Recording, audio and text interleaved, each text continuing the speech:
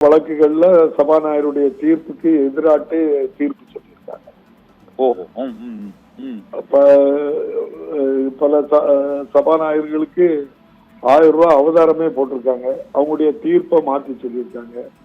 இப்ப நம்ம அப்படி நிறைய இருக்கு. இவன் தேமுதிகல இருந்து அந்த கட்சி மாறி போனத அவங்க சுப்ரீம் கோர்ட் வரைக்கும் போய் அது தவறுன்னு தானே சொன்னாங்க சபாநாயகர். சரி சரி.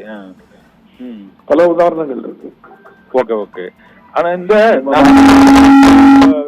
இப்போதைக்கு இவங்க அவசரமா இந்த எம்எல்ஏக்கள் ராஜினாமாவை ஏற்பது என்ன? காலையில ராஜினாமா கொடுத்த 10 நிமிஷத்துல இந்த ராஜினாமாவை ஏற்கிறாங்களா? அந்த அவசரம் எதற்காக? அதை எப்படி ஃபீல் பண்றீங்க சார்? அதாவது இப்போது நம்முடைய விஜய் தலைமையில இருக்கக்கூடிய ஒரு ஆட்சி பெரும்பான்மை பெற்ற ஆட்சி இல்ல.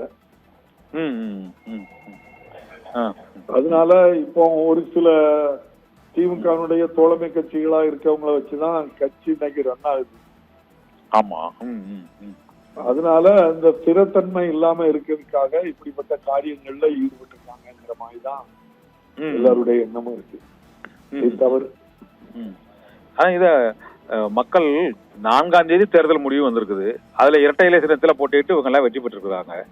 இப்ப 26 22 நாள் தான் ஆச்சு. 22 நாள் அந்த பதவியை ராஜினாமா செய்வது என்பது இதற்கு முன்பு எப்போதாவது அப்படி நடந்திருக்குதா? அப்படி நடந்தா அந்த இடைத்தேர்தல்ல மக்கள் யாருக்கு அதை அந்த வாக்குகளை அளிப்பார்கள் என்பது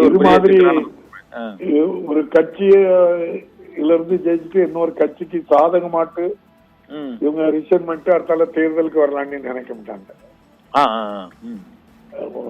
ஏதாவது யாருக்காவது ரிசைன் பண்ணி கொடுத்து அவங்கள தலைவர்களை வேற ஆள் நிற்க வைக்கிறதுக்காக பண்ணுவாங்க. இல்லைன்னா அப்படிதான் சேர்ந்திருக்குமே தவிர மற்றபடி இப்ப நம்ம சிஎம்ஏ 2 தொகுதியில ஜெயிச்சுட்டு ஒன்னு ரிசைன் பண்ணாங்க.